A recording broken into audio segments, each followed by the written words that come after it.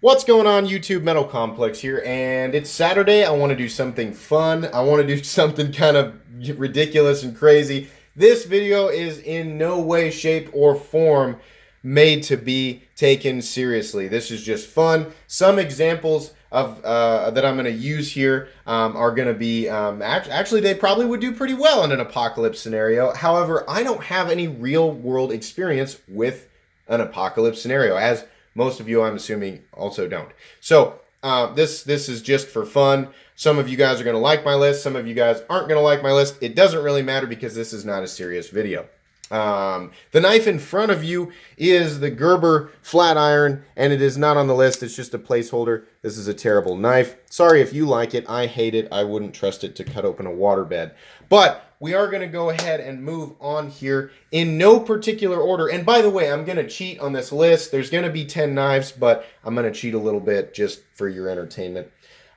These are knives that I would instinctively grab if all of a sudden we were in a scenario where poop was going to hit the fan. And so this is what I would grab if I could only bring 10 knives with me and I had the time to actually grab them and I had a perfect something to carry them all in, which is of course absurd and doesn't make any sense. So first off, we're going to cheat a little bit. I would take my Leatherman Surge with me, and I know you're like, hey, that's not a knife.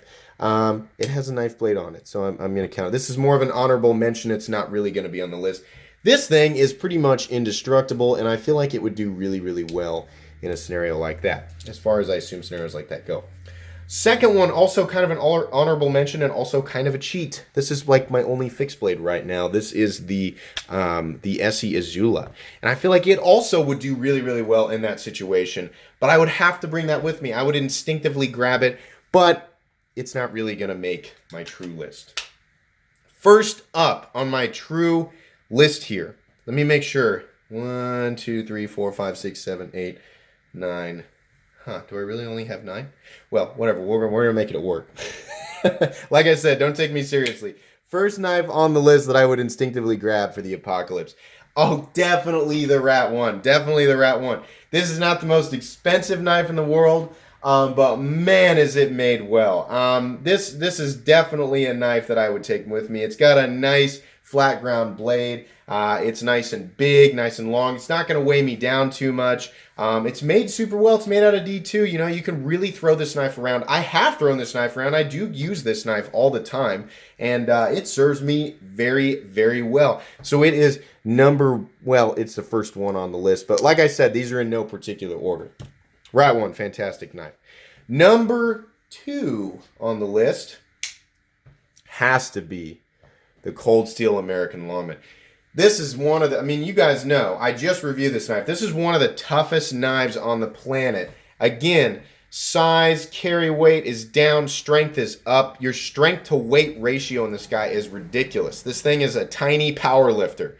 Amazing blade shape. S35VN is great. The triad lock is going to keep this thing ultra tough. It's coated, so I don't know how often I'm going to come across exactly the right type of lubricant for my blade on my apocalypse travels. This is a knife that I would feel really good about having on my side.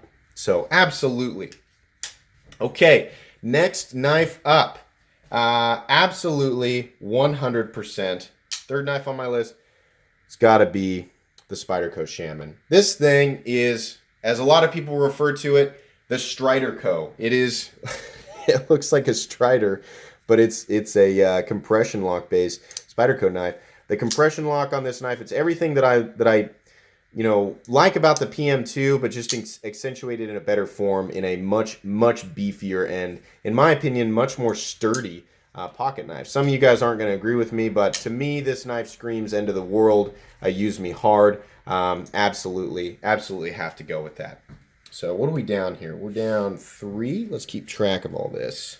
2, 3, 4, 5, 6, 7, 8, 9. Okay. So next up on the list, absolutely 100% gonna have to be the Microtech SOCOM Elite. And I know a lot of you right off the bat are gonna be, hey, that's on bearings. That's not gonna make a good knife for the apocalypse. I don't care. This is my list. This is definitely a knife that I would grab. Lightweight, 7075 T6 aluminum, that super tough aluminum. and a 4-inch blade. Plus, I mean, look at this thing. This looks like, if any of you who have ever played Fallout, this looks like something that you would see on that. Actually, no, actually that was based in a time period that was a long time ago, so maybe it wouldn't fit very well. But this thing just looks ultra military. It looks like it was made almost specifically for an apocalypse scenario. In fact, doesn't Tony Morfione have a finish called Apocalyptic? So I'm feeling like maybe this thing it has an apocalypse vibe for me. Absolutely. I feel like that knife fits in extremely well on my apocalypse list. Okay, so next up on the list is a knife that I'm sure you guys are thinking, surely he's going to put that. Those of you who have subscribed to me and you know what I carry and what some of my favorite knives are, you're thinking, surely this is going to be on the list. Next up, we have the Spyderco Mannix 2. But not this one. No, not this one. What I would use would have to be the red one. And here's why. Because I've been saving this thing and babying it because I'm not sure what I'm going to do with it, but I haven't been using it because it's a DLT exclusive sprint run. 20 CV and red G10. You know what? If the end of the world happens, I'm carrying this guy with me. Absolutely. The Spyderco Mannix 2 has one of the best ergonomic designs that's out there. It's also, this particular one is going to be even lighter weight with those milled out steel liners. You've got some nice peel ply textured G10 scales that are that beautiful red color, which I feel like might actually, I don't know, it's kind of, I think of the color red when I think of the apocalypse, so I suppose that's fitting. The blade is CPM 20 CV, which I think is an excellent steel for pretty much any scenario, whether it be your buddy's backyard birthday party or barbecue, or the end of the world. Either way, 20 CV is a great steel. So what are we at there? We're at 5. Okay, let's get into the big boys here. 1, 2, 3, 4, 5. I got 5 left. So another knife that you can say, you know, of course, surely he's going to have this one on his list. The XM18 3.5 inch. Definitely that's an apocalypse knife, especially this one. At 3.5 inches, this knife comes in at about 6.5 ounces, being full titanium with that scale that I've got on there. But, you know, it's got the tri-way pivot system, so I can switch those pivots out. Mega durable, bracing lugs. Plus, again, I mean, that blade, I mean, at some point, you know, in the end of the world scenario, I'm not going to be using knives exactly the way that they are intended to be used. I'm going to be using knives however I need to use them to get whatever I'm trying to do done as quickly as possible. And a Spanto blade shape, yeah, I think that, you know, in a situation like that, I'm not going to be too concerned about sending this guy back to Mr. Hinderer for warranty work, given that everything's probably going to go kaput. You're just gonna kind of have what you have, and it's gonna hopefully last you as long as it possibly can. Next up, we have another Hinderer knife, the Hinderer Fulltrack. The Hinderer Fulltrack, being a little bit larger than the XM18 3.5 inch and a different design.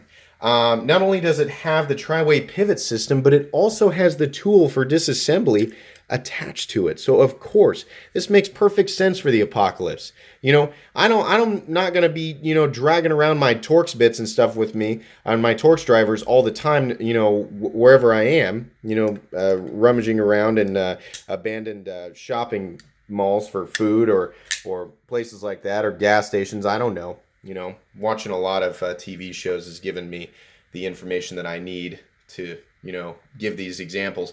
But the Fulltrack makes perfect sense. I hope I said Fulltrack. I hope I didn't say half track. I always get those two mixed up. This is the larger one, just for a size comparison here. Let's put it up against the XM18 for those of you who haven't seen that yet. So there's your size comparison there. About 8.75 inches overall on the Fulltrack, and about 8.25 on the XM18. Plus, underneath this scale, you can house all of your additional hardware. So if you want it on bearings, you know, just for the car ride, and then you want to get out and it's gonna be dusty, dirty, and crazy, then maybe you want to go ahead and switch phosphor bronze on the car ride to wherever it is that you're going in the end of the world, whatever. You can keep all that stuff right underneath the scale, and you can actually remove that scale with the top of the tool. So this knife, absolutely, and again, titanium, 20 CV. we have end of the world materials right here. Absolutely. Okay, what do we have here? We've got 3 left. Let's get more serious here. Like I said, this is in no particular order, but of course I saved the most dramatic knives for the end. Getting a little bit more serious here, Cold Steel 8010. I don't know that I really need to say a whole lot here. This knife, again, is one that seems like it's made for the end of the world. We have the triad lock, but we have more substantial materials all the way around than the American Lawman. You can see here, we're looking at Lou Ferrigno up here, and I don't know, someone smaller down below. I can't think of it's hard to think of anybody else. If you're thinking of Lou Ferrigno standing in front of you, that's it's going to kind of take up the whole stage, and that's what's happening here with the 8010. The 8010, on top of looking big and intimidating and just having a really strong lock, actually has a really, really functional blade. You've got a nice flat that carries out, looks to be about 90% the length of the blade, and you've got a tip that is very similar. I've shown this now a few times. Very similar to the tip of the XM18's blade. You can see that they're also about the same thickness at 0.165, which I think actually would be a benefit in the end of the world. So G10, you've got some nice thick aluminum liners underneath, and then you have a mega heavy duty triad lock, or doubles as kind of a backspacer, integrity reinforcement kind of thing. This knife is absolutely 100% suited for your end-of-the-world style tasks. Chopping, probably some prying. I can say that here because this is a hypothetical scenario in which everything is whatever we want to make it, and nothing is meant to be taken seriously. So I think this knife would serve you absolutely 100% really, really well in the apocalypse. Okay, we've got 2 left. Getting a little bit, actually, I think probably about the same caliber as the 8010 for me, but definitely up there. We're getting bigger and nastier as we go along here. The XM24. This is one of the biggest, baddest knives on the market right now. This particular one is the new tri-way pivot version. So again, you have the benefit of changing out your pivot materials or your pivot hardware to phosphor bronze, nylon. I don't know why you'd switch to nylon in the end of the world. Maybe you would, I don't know. And then you've also got bearings for your car ride to the crazy situation. The titanium thickness is even more substantial than the XM18, as well as the blade. You can see there, it's just a bigger, longer version. So this, the XM24 is a big boy. And this particular one has the forward choil and the Spanto blade. So you can see their cutting edge is actually longer than the XM18, but you still gain the benefit of that forward choil. So this is a chopper, prior, whatever, boat anchor, whatever you need it to be in your apocalypse adventure. Absolutely 100% makes my list. I would instinctively grab for this knife if poop hit the fan. So that's definitely going to be on there. Fans of the XM24, fans of Hinderer knives in general, I'm sure are really happy with my list. Okay, now we're going to move on to the final knife on my list. Now this knife makes the list because of my, this represents the early days of me getting into this stuff. This is the 2013 days of me and kind of watching the market trends shift into these big, massive, mega heavy-duty, overbuilt knives that they kind of don't make any sense. Especially knives like the Praetorian Tie that are just almost big and overbuilt almost for no reason, but they're still really, really cool. This is that me, and then also, just if I'm being honest with myself, what I would reach for. And by the way, this one's not owned by me. One of those other knives on the Fulltrack is also not owned by me. That was owned by David. But I'm just thinking of knives I might have access to that I could grab. Maybe if David goes down and his knives are laying around, and maybe I'm going to grab for his knives. But this knife makes the list. Whether or not it's incredibly practical for the apocalypse is another question entirely, but it absolutely makes my list, and it hasn't made an appearance on the channel for a very long time. This is the Bagatti Starstrike. and I feel like it just needs to be on the list. I mean, this thing is an absolute monster at a 1/4 inch thick stock of CTS XHP 3/16 titanium and that beautiful compound blade. This thing is as much an axe as it is a an apple slicer. That action, oh my gosh, this thing is apocalypse ready. Yeah, it's on bearings, I don't care. That knife just wants to be in the apocalypse. This knife is almost hoping for the end of the world so that it can you know, achieve its true potential. But really, I just wanted an opportunity to show this knife again on camera. This thing is just freaking amazing. Look at that Starstrike carbon fiber with those copper wire weaves in the carbon fiber, and that jeweled ice DLC titanium. Oh my gosh, that pocket clip. You know, if you're at the end of the world and you got this thing clipped to your side, you're definitely going to have, you know, you're going to have the fanciest apocalypse gear with this part of your pack. You got jimping up there. You've got a harpoon notch. Yeah, it's heavy. It's heavy. It's going to weigh you down a little bit, but you know, maybe that's your thing. It's just carrying something big and heavy. And you know what? Honestly, I really do believe this knife could stand up to a ridiculous amount of abuse. It's a really thick titanium frame lock.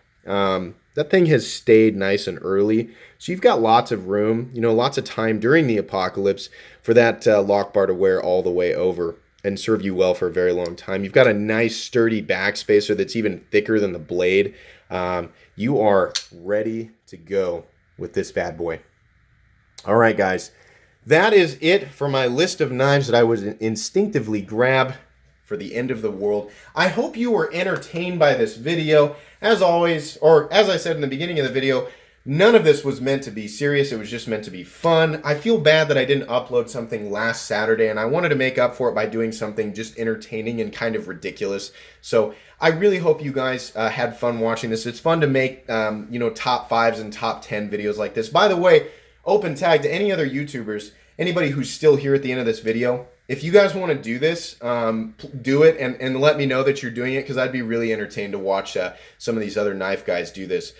Just let me know. But anyways, I hope you guys enjoyed this video.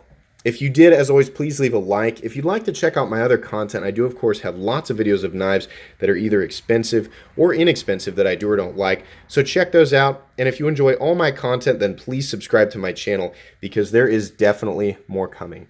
Thanks again for watching, and have a great day.